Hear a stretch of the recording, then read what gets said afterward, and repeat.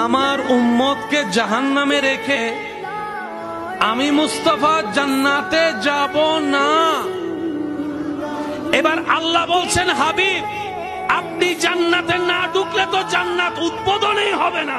জান্নাত উদ্বোধন করতে নবীকে লাগবে, আর নবীকে জান্নাতে নিতে গেলে উম্মত লাগবে। এবার বলেন, এই উম্মত যারা, আগে আমি আমারটা বলি, আপনারা আপনাদেরটা বলবেন। আমি মোকাররম বাড়ি, আমার জীবন সম্পর্কে আমি ভালো জানি, আপনার জীবনে 24 ঘন্টা সম্পর্কে আপনার এই ভালো জানা আছে। আমি আমার জীবনের ধারণা অনুযায়ী আমার জীবনে সওয়াবের চাইতে গুনাহ বেশি।